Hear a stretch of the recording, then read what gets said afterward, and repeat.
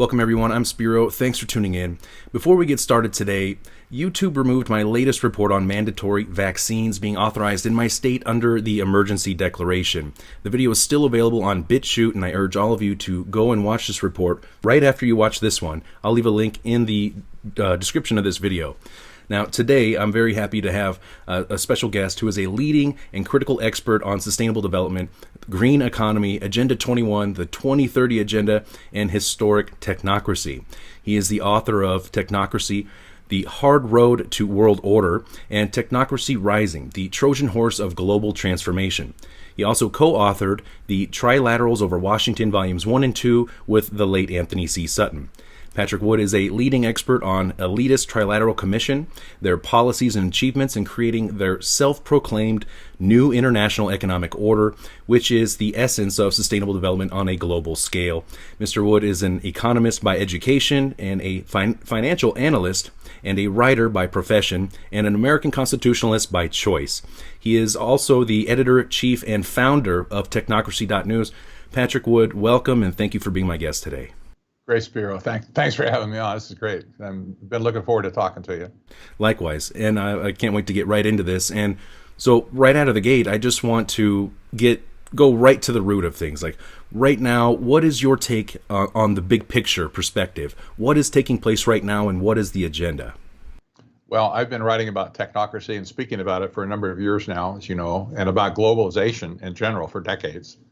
The thing that I talk about most is technocracy right now, because I believe that is and has been the major thread of history leading up to where we are today.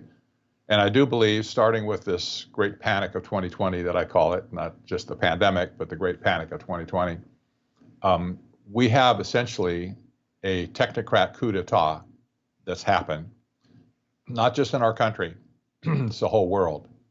And the seriousness of this whole thing is just so immense that it's hard to get your head wrapped around it. And I'm sure some people are going to be watching this thinking, what are they talking about? How could this possibly be? But the whole world right now is laboring under the same issues that we are laboring in our country. That is the great panic of 2020. And aside from the physical virus part of it, we just kind of put that aside for a bit. The reaction to it and the control mechanisms that have been set in place since then indicates to me that the technocrats who were pushing technocracy globally have finally succeeded in springing the trap on the entire planet. And in the process, they've shut down the entire global economic system. And but we'll talk about that a little bit. This is so big, it is hard to get your head wrapped around it. And I sometimes assume that people know more than what they do, because I've been studying this for so long, looking at it for so long, it just seems natural to me. So I really want people to understand this and get a grasp of what's going on globally, because it does affect us. And I can assure you from emails I get from around the world, people in other countries are looking to America again to save the world. Oh, God help us.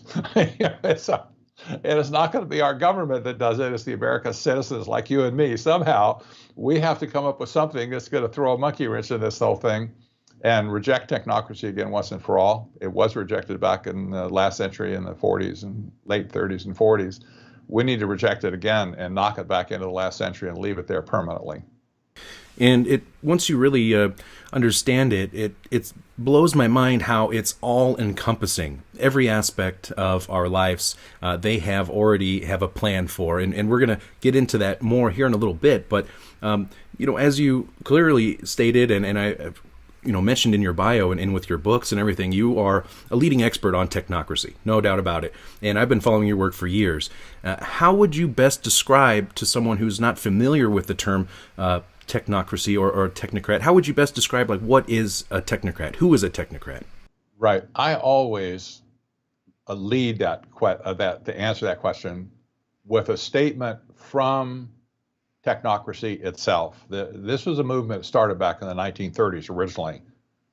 They defined themselves. I don't need to rehash their own definition because it's still true today as it was back then.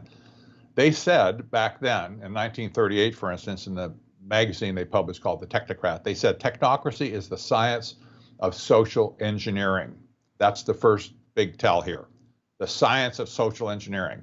It's the scientific operation of the entire social mechanism to produce and distribute goods and services to the entire population. That's the economic flavor of this whole thing. It was not a political system. They hated politicians. They wanted to do away with the entire political structure and simply manage the economy where people live. That's where people do stuff, right? And they wanted to do it using what they called the science of social engineering. And anywhere you see somebody practicing social engineering, you're touching the heart of a technocrat. And I spent a lot of time over the years that talked about it a lot, about the mind of a technocrat. And I've always wanted to get in their head, not to become one, but I want to know how they think. I want to know why they think what they think. I want to understand the subtleties of what they're likely to think about some other situation that might come up. And it's not too difficult to peg a lot of people as a technocrat. For instance, you look at an Anthony Fauci, for instance, pure example of somebody who's involved in the science of social engineering. It's not about the virus, it's about social engineering. He can fold his arms and look down his nose as he stands behind the president of our country, and he can look very condescending very quickly. And there's so many people like that, the scientists in white coats or engineers, whatever, and they're standing behind the scenes saying, we have the answer here. We have the only answer. You don't have anything, but you have to listen to us. And science says you should do X, Y, and Z. Therefore, you need to do X, Y, and Z, or you are going to get punished somehow. And this is the mind of a technocrat. They're all over the place. Al Gore is a good example of a technocrat. Some of the older people that remember back to Vietnam, Robert McNamara, Secretary of Defense, who prosecuted the Vietnam War, was a technocrat. And history books now even acknowledge this. This is the way he thought. He wanted to use the science of social engineering to prosecute a war. Didn't work out very well, did it? Yeah.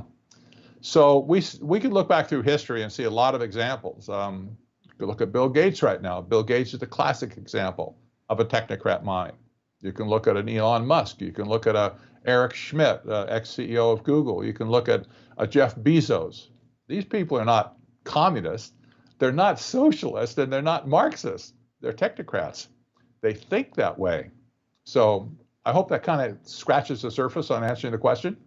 I think so. And it's really important to understand that the social engineers are the ones trying to shape our perception of reality. So trying to understand, get into the mind, as any good investigator would do, is really important, because you can guarantee that they have been gathering every piece of information and data about you and the collective, everybody that they can, so they can it'll help with them to reshape society in the image that they see fit, and they make these decisions for us. It's not, we don't have a say in this. Doesn't matter if you're a taxpayer or not. So this is incredibly important right now, because we have seen their agenda go into high gear ever since, you said 2020, the great pandemic, but it's also, how did you refer to it? The Great Panic of 2020. The Great Panic of 2020. Now, going back to 1961, President Eisenhower gave his farewell speech, and he famously warned about the military-industrial complex. I think many of us have seen and heard that video, that clip. But he also warned of the danger that the public policy could itself become captive of a scientific technological elite. And to me, that sounds like he is warning us about the technocrats. What is your take on Eisenhower's speech, and what stage of the game are we in right now in the technocratic agenda? I want to say bingo.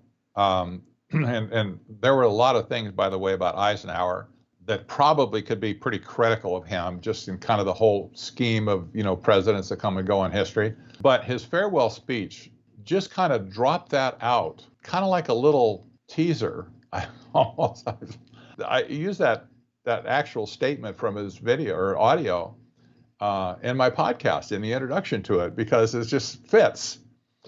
He understood technocracy. He was from that era. He grew up in that era. He knew exactly what he's talking about. And the scientific elite that was rising up at that point was a great threat in his mind, was a threat to the political system. And I think that's why he said that. He was a master politician, really just in an impeccable sense. He played every possible political card that he could to get where he got. So if he understood technocracy as being a threat to the political structure, that would have alarmed him. And I think it did. I think that's why he said that. Yeah, I think so. And he seemed, I mean, he was on his way out. He had nothing to gain from saying that at that point in time. In fact, he had a lot of things to lose because he was outing another very powerful group that operates behind the scenes that, he warned could take over society essentially, and the public would be none the wiser. They wouldn't really realize that it had happened, to a large degree.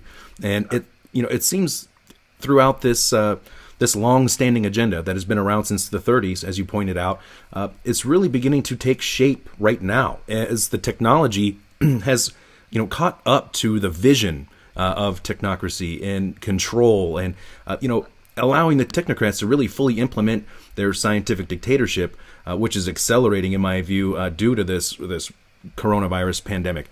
Now, how do you see this playing out, Patrick Wood, as 5G and the Internet of Things rolls out and the central banks are getting ready to roll out their digital currencies and the digital IDs? I mean, everything is coming together, and very soon, in the very near future, we're going to have this brand new experimental vaccine arriving. And how do you see these things unfolding and coming together? I can assure you, like a good magician, I'm not a magician. But if I was going to play a trick, I would do something over here while you never saw the trick, right? So any distraction that comes along, like BLM riots and Antifa riots and so on like that, these become just a huge distraction. And people whoa, look over here, what's happening? It's so outrageous. Meanwhile, back over here on the other side, the real trick is taking place and technocracy marches on. The technology back in the day, 1932, 1934, didn't exist to do what we can do today, but they knew it was coming. I've studied this and done a lot of original research and into original documents from that era to come to believe that they had a full understanding of the trajectory that technology was going to take. Part of the reason I believe that is because when they actually formulated the organization or the philosophy, the economic system, they were at Columbia University in the basement of Hamilton Hall. It's the only building at the time. But they had half the basement of Hamilton Hall dedicated to them. It was pro bono to work on this new economic system. And many of the engineers and scientists from Columbia were participating in that project. In the other half of the basement was the early iteration of IBM. Those brainiacs that created the first tabulator built it in the bottom of Hamilton Hall. And so they rubbed shoulders with these guys. These were visionaries. All of them were visionaries. They were the progressives of that day, the scientific progressives who saw where technology and computation and so on was going to go. And so when technocracy was formulated or codified, let's say, they drew on everything they knew about data and about computation and about things that could be done to track things and to catalog things. And of course, that was what the first tabulator was all about. It was mostly, it was punch cards, and it was able to do massive amounts of statistical analysis that the world had never seen before. And this was all the stuff they cooked into their system. Now the technology has caught up.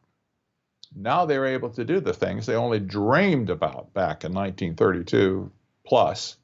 And it's coming back to bite us in ways that the world was not prepared to understand at all, because the whole concept of technocracy has been submerged, as you know, and the names have been changed along the way for marketing purposes. It's now mostly promoted as sustainable development, which is the United Nations program. Again, an economic system. It's not a political system. It's an economic system. And these people back in the early day, they hated politicians with a passion.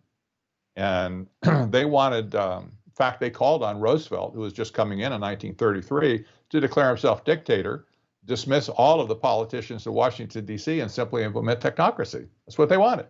I'm glad didn't take them up on it, we wouldn't be having this conversation today.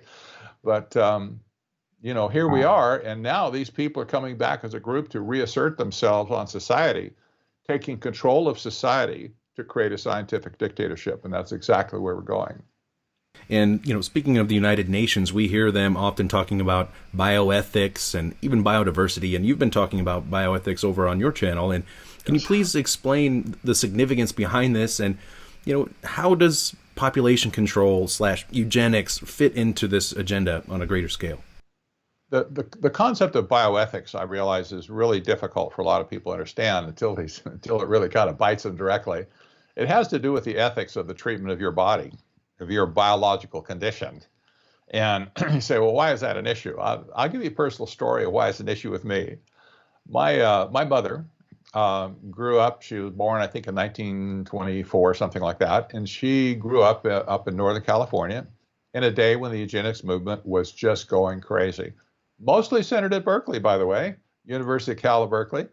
And all of the upper crust of people in the Bay Area were all into eugenics. And there was a lot of stuff going on that would just amaze you today, like forced sterilization, for instance. If somebody believed that their germline, their gene line was defective somehow, that they would produce people that didn't measure up for society, why, they should be sterilized. And if they didn't want to be sterilized, they should be sterilized anyway. What the heck?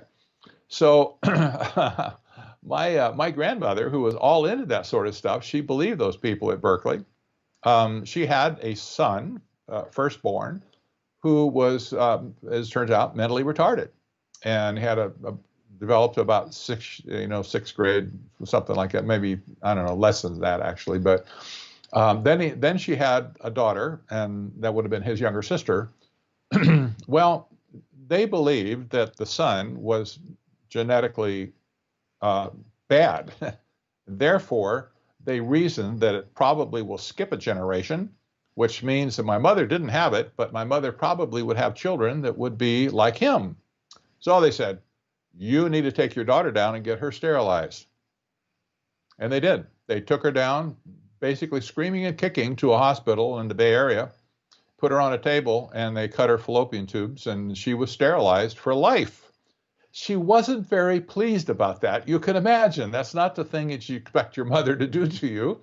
And years later, another doctor examined this guy, her older brother, and determined he wasn't genetically retarded at all. But when he was born, the umbilical cord was wrapped around his neck, and he suffered oxygen deprivation. Okay. Well, anyway, my mother could never have children. She got married. She was still very angry about not being able to have children. And that was just after the war.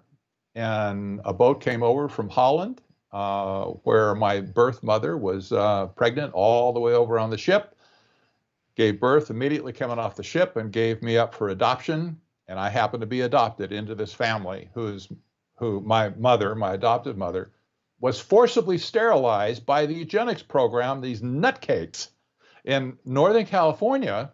And that program was not disbanded until the mid-1960s. I was like, you would think after Hitler and after World War II that they would have just said, guys, you're all under arrest or something, and just shut it down. They didn't. And it took all that time for activists to get it shut down in California. And there's some other states, too, that had a eugenics program like that. This is the insanity of eugenics. And that, remember, the reason I tell a story is that was back in the day in 1932, in that era, just right after, maybe it was the late 30s, that my mother was sterilized. That was right when technocracy was in its heyday. And these people didn't write about it, but they wrote about the human condition. They wrote about the science of social engineering, and the bioethics of that included your body and what they would do to you. And my takeaway after reading all their early literature, and I still see this at the United Nations today, and I still see it when Bill Gates speaks anywhere, they look at you and I as a couple of cattle, steers, in a giant feedlot, where all of your food is pre-mixed and you're force-fed and you get shots with this thing and that thing and you get branded and you get pushed to this corral and pushed to that corral. And this is social engineering in their mind. This is why it's just absolutely so deadly today. You look at the bioethics movement right now. This is just a continuation of what's been going on for almost 100 years. These people have not changed. And they still look at people and say, it doesn't matter. I mean, you lose a few, you got to lose, you break a few eggs to make an omelet. They apparently just don't really care about individual human life. To me, that's astounding. It's evil. It's anti-human, isn't it? It really is anti-human. In fact, there was a book written on that a few years ago by a bioethicist who was on the good side, who wrote a book about the anti-human aspect of all of these things that we're talking about. It's incredible. Yes, it is anti-human and dehumanizing, and what an incredible story and a personal story. Thank you for sharing that with us. I mean, it's unbelievable to think California, here in the U.S., I mean, that really wasn't that long ago. And then when you're talking about them having to dismantle these programs, and, a lot of, it's like you pointed out, it's still happening today. Essentially, they just took the programs and went underground or rebranded them, renamed them, and so these people who are eugenicists, they hold themselves to be at a higher standard than the rest of us, who you describe. They see us as the useless eaters and the cattle to be experimented upon and whatever as they see fit. So yes, this is the agenda of the social engineers on its face value. I mean, this is what's taking place right now, and it's just amazing to see this rolling out, and it certainly appears, in my view, that we're marching towards global governance. And it could be argued that we already have global governance in some forms, but I want to get back to what role the United Nations plays in this agenda, because I believe it's a big one and it's an important one. And what does the fate of the U.S. look like? How could there be a global governance system if the U.S. and the Constitution is still around, giving us our sovereignty? Yeah, well, obviously it can't. The Constitution in our country and our freedom-loving people have been under attack for a long time. That won't surprise anybody. The coup d'etat will surprise everybody today, that they're finally bringing the hammer down. But we've been on the slate for attack for a very long time, and I don't think anybody would say no, that's not true. We have been. The rest of the world has already pretty much fallen prey to this whole scenario. And it's important to remember that technocracy is not a political system. It's an economic system. And I know that's a little bit difficult to understand because you grew up with an economic system around us. We know it as free market economics, capitalism, free enterprise, things like that, supply and demand, price-based, money, currency, and all those sorts of things. We grew up with this, and this is all we know.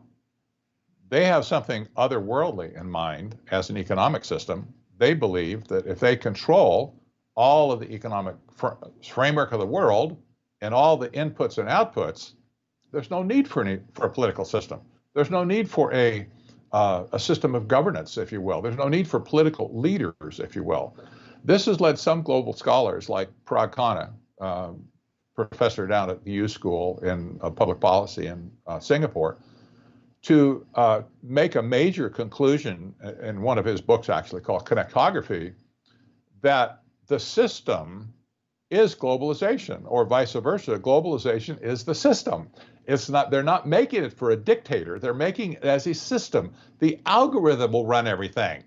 You don't need political people to tell you, should you go here, should you go there, do this, do that. The algorithm will put you in a channel, and if you go too far left or right, pow, you're going to get a shock or something. And people say, well, that's incredible, but look at China. Look at the social credit scoring system over there right now. And if you don't understand it, you better, because that's the kind of control by algorithm that these people are talking about. You don't need to be governed in a sense. It doesn't matter who's above you. They can call themselves anything they want. They could say they're National Socialists. They could say that they're hardcore Marxists. It doesn't matter what they call themselves at the top. The people on the bottom are not being controlled by those tyrants directly. They're being controlled by algorithm. You get a ticket for jaywalking in China, you'll have the ticket deducted from your checking account or your bank account before you get back to your apartment, because facial recognition watches you, it identifies you as you walk across the street. The fine is calculated based on how many other times you might have done it or other things that you have. And they just go ahead, you're guilty, we've got you on tape. Bang, there's 50 yuan or something coming out of your bank account. And by the way, your social credit score just went down 100 points. And you get a notice in a few days that you have to move out of the apartment that you're in because you're not qualified for that apartment anymore. Your social credit score is too low. You go, oh no, where am I going to live? And then you get a notice you can't go to that school. You're kicked out of the school you're in because, that school is reserved for good little citizens that don't jaywalk. Yeah, you get the picture. This is not. It doesn't matter whether there's a committee anywhere. There aren't any committees, really. Once the algorithm's in place, it's push the button or, click run program, and there you go. And it happens.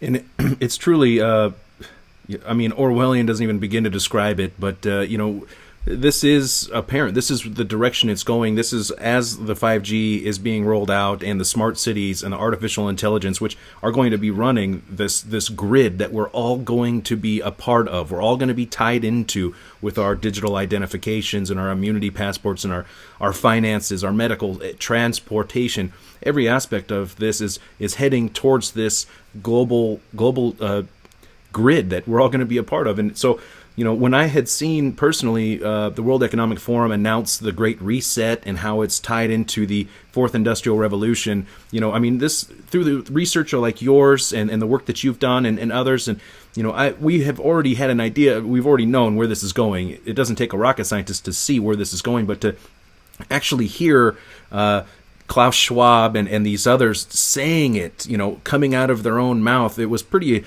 astonishing for me. What was your take when the World Economic Forum rolled out their announcement with the Great Reset? Yeah, I wasn't surprised in the slightest, and I'll tell you why. I was, what do I want to say? I was saddened to see it happen. To see him say that in a way, because it's coup d'etat time. But going back to 1973, when the Trilateral Commission was founded, this is what they put in motion when they said they will create a new international economic order. They didn't say they were going to create a government order. They were going to create a new international economic order, and they called it that. It was all over their literature. And lo and behold, in 1974, the United Nations passed a resolution to create the new international economic order.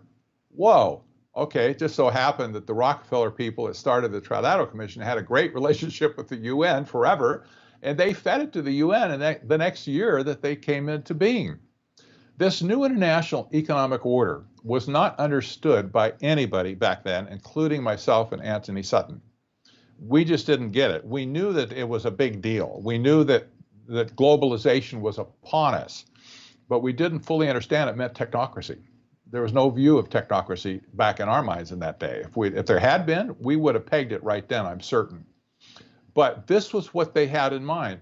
And all of these global elitists that were in the Trilateral Commission, they basically took over the industrialized world political system. Certainly in America they did, with Jimmy Carter. It wasn't that they wanted political power. And I've demonstrated this in my books and my papers and so on ever since.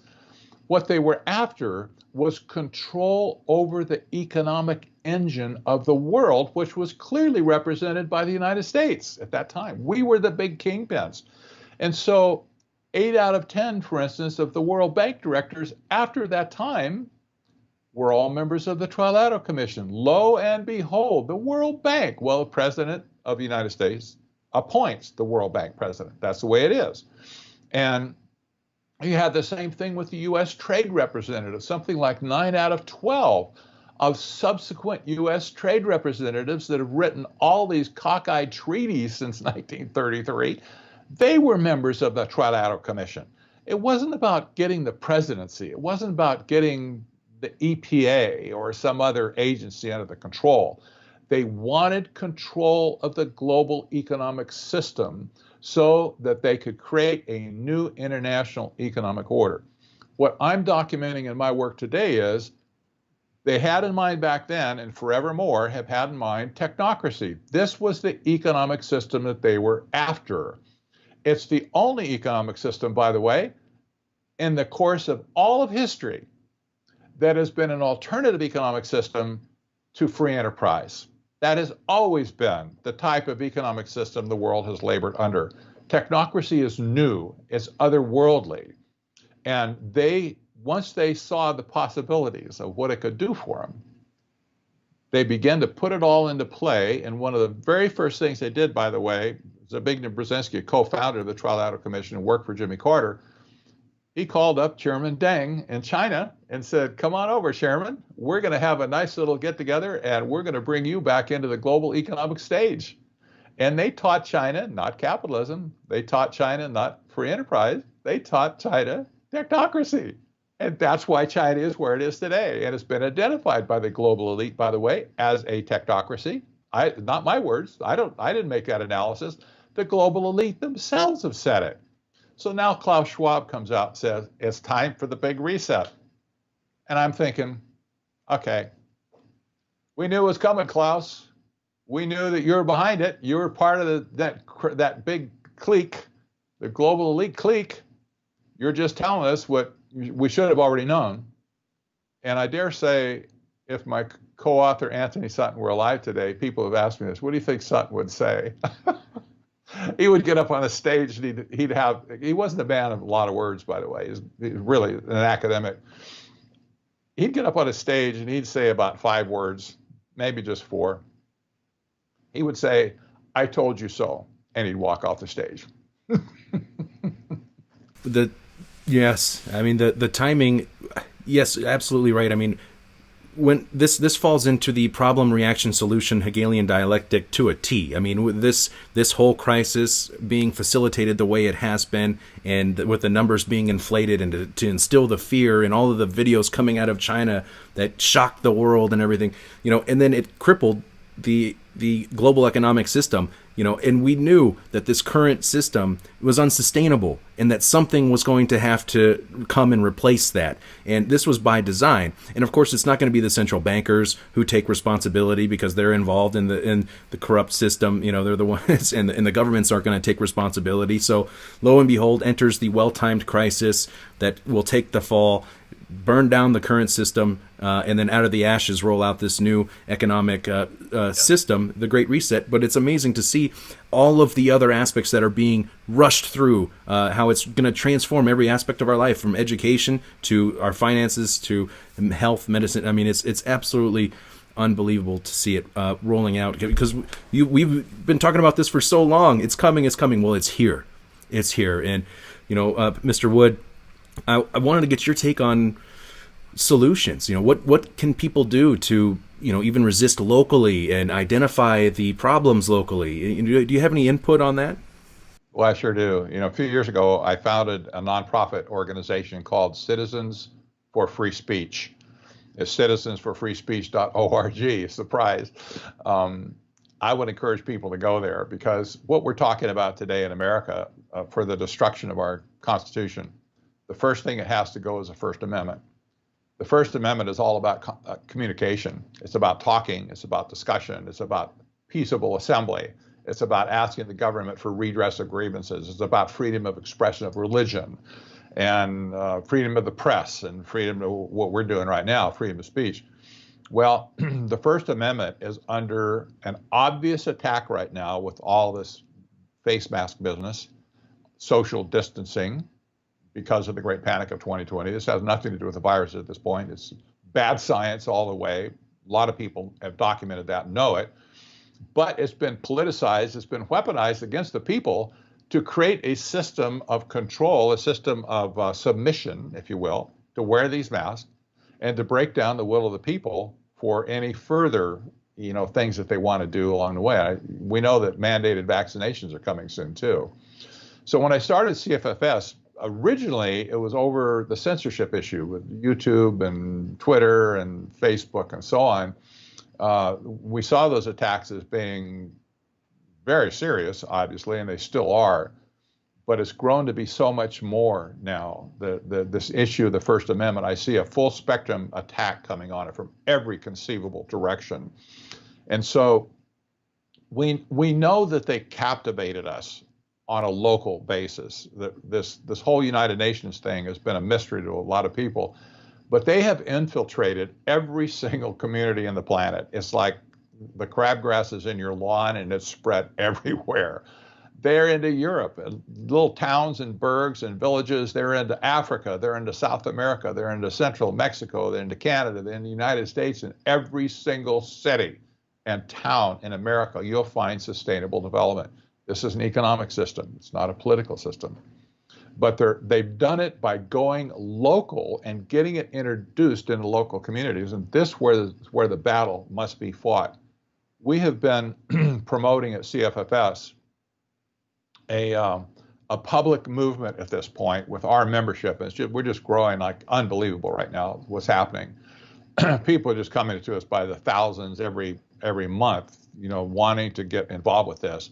But basically, we're saying to people, get it in your head, we will not comply. That's it. We will not comply. We've been sort of, and I've been personally encouraged a little bit, that the technocrats have made perhaps a strategic error in making the face mask a symbol of submission. And that's what it's become. It's a symbol of submission. Not wearing a face mask is not an anti-symbol of submission. It's just you're not wearing a face mask. And that gives every Karen in the world the right to come up and start hollering at you. You selfish bum, you creep, you're hurting everybody's health, that sort of thing. A lot of people know what I'm talking about, since they've had, maybe experienced that. But we've come up with a system, not a system. We've come up with a card that we're sending out to people that says, we won't wear a face mask, period. We will not comply. And this is just a statement that a lot of people can make totally legitimately. Wearing a face mask poses a serious health risk to me, and I won't do it. Here's the issue. What's wrong with me is none of your business. I don't need to tell you what's wrong with me. And people are using these cards around the country to the point where it's becoming a symbol of we will not comply, and a symbol, an anti-symbol, if you will, against wearing a face mask. This is one of the greatest opportunities Americans have to do something tangible across not just the local community, but across the whole nation, because the symbology of it is all these little towns, all these cities, people everywhere are doing it locally. That's where you have to get access to stores and to, services and stuff. But they're also doing it nationally to send the message up the food chain. We will not comply. And let them figure that one out. We will not comply with your plans. We will not be socially engineered. We will not be manipulated into, scrambling our mind into making us instruments of fear. We're simply not going to play ball with you. I see this as being a great opportunity for us that we haven't seen in 50 years to really get enough Americans involved to make a huge national stink and a huge local stink as well. Well, yeah, absolutely. Civil disobedience is a very powerful and nonviolent tool at our disposal. I think this is the most important time of our lives right now, as we're in the middle of a major transition taking place that's going to affect everybody. I mean, I think one good thing that has come out of this whole pandemic crisis or panic is that it has forced people to kind of become aware of what is taking place, because it's now directly affecting their lives. And so they're starting to look around and see what's going on. But Patrick Wood, I just wanted to ask you if you had any final points that you would like to share with us today. Well, I think I just probably would, encourage people to do some reading, to do some research. There's lots of material that's good material on the internet. I've got a lot on my website, technocracy.news. And, I would just encourage people to start getting up to speed on what's really going on. I hope they see the bigger picture. At CFFS, for instance, I don't care if somebody understands everything you and I might understand. maybe they've just kind of gotten their first glimpse of what, like, I don't like what's going on here. I need to do something. And they don't have a clue yet what's going on. Well, we need to welcome and embrace those people and say, you know what, we have answers. We have things that we can help you with. And then maybe some of those, not all, they'll get educated and they'll become, like warriors, if you will, info warriors. That would be nice. That's not going to be everybody. A lot of people just want to know that they're safe, that they're not scared. And I talked to a lady up here in Mesa not too long ago. She wanted a card, and she got my phone number. She called me up. She's a nice lady. I think she said she's 72 years old. She's hiding out, she has a townhouse in a gated community. She's hiding out. She's scared to death to go out, Spiro. She says, I'm just frightened to death. She says, I forget what it was. She has something wrong with her lungs. She says, I can't wear a mask. I have a dog, and I can't, I'm afraid to walk my dog. What if a policeman sees me on the street? And you're supposed to wear one up here when you're on the street in Maricopa County. What if a policeman sees me and arrests me? I'm afraid to go to the store to get food. What if they won't let me in? Or what if they just, make me feel so bad I just can't, and she is frozen in fear, locked up behind an iron gate and under kind of a self-imposed house arrest because she is scared to death. This is not the America we want to live in. I'm sorry. This is just not the America we want to live in. And there are tens of thousands, if not hundreds of thousands of people across our country that are in the same situation as this lady. Maybe they're going out, but they're scared to death everywhere they go. They're looking over their shoulder. They're scared to death to come into contact with people, to look somebody in the eye. This is not the America that we want to have in the future. And I'll tell you, if Americans don't stand up at this point, I fear the whole thing's going to be down the toilet really soon, really fast. We have an opportunity. We have an opportunity. If we take advantage of it, it might have a really positive outcome. If we don't take advantage of it, I can tell you where the outcome's going. We said it for 45 years now. These people are going to use their scientific, their engineering, science of social engineering, whatever, and they're going to trap us into a scientific dictatorship. And I have to say, even the author of Brave New World, Aldous Huxley, said there's no good reason ever to escape from scientific dictatorship. He was right. I don't think there is either. If it ever gets their its claws into your flesh, you won't get loose from it. At least in socialism, communism, national socialism, like fascism, at least in those systems, you had an enemy that you could go physically fight, and we fought wars over that.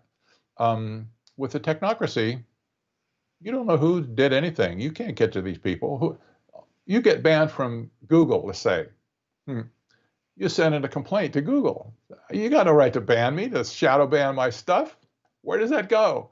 Who's the person behind it? You don't have a clue. You will never find out. You could take them to the Supreme Court. You never find out who that little jerk was that pushed the button to make you disappear. Or maybe there wasn't anybody that pushed the button. Maybe the algorithm was just there and said, Spiro is a bad guy. We don't want him around anymore. And you're gone. This is the essence of scientific dictatorship. Once it gets its claws in you, you can't get them out. So we have an opportunity. The great risk, but we have opportunity right now to stand up as Americans, just make the biggest stink they ever saw. And they need to see America saying in unison, we will not comply. We will not comply with you. And we may get to the point even, remember the movie, the classic cult movie now, The Network, where at the end of that movie, the newscaster throws up his hands and he throws open the window in his New York, whatever it is, studio, and he says, I'm mad as hell and I'm not going to take it anymore. And he said, I want everybody to scream it. And all of a sudden, everybody's leaning out of their window and they're screaming, the same thing. Americans need to really get steamed. Not smoked, but steamed, and to get active and to get working. And there's just no time to waste. I would agree completely. And yes, the time is now. I mean, we're every day we get one step closer, another step closer to not being able to turn back, possibly. So the time is now to resist this system of control that is coming our way. No doubt about it. And I would like to thank, of course, all of the viewers who do watch and share these reports and these interviews. Please be sure to share this one. And don't forget, I'm going to leave a link for the last video about the mandated vaccines under the emergency declaration in our state, Patrick, that they have authorized the use of mandatory vaccines. They haven't enforced it yet because there's no coronavirus vaccine here yet. But, I want to thank, many thanks to my brilliant guest, Patrick Wood. You can find his great work at technocracy.news. You can also find Patrick Wood on YouTube and on Twitter. I'm going to leave links for all that. I'm not sure if you're on Facebook. I don't go to Facebook, but if you are, be sure to leave a link there as well. A page as well, yeah. Fantastic. And what is the best place for people to go to find your books, Patrick? Well, they can certainly go to my website, technocracy.news, or they can get it off of Amazon. I hate to admit that, but yeah, Amazon has the books. There's a Kindle version, there's an audiobook version of my latest book, and plus the paperback copies are available. My original books on the Trilateral Commission are also available in all those places as well. Fantastic. And I'll be sure to leave links for everything below. Patrick Wood, thank you for being my guest today. I look forward to having you on again in the future. And that'll do it for this episode today. I'm Spiro. Stay tuned for more. Thank you.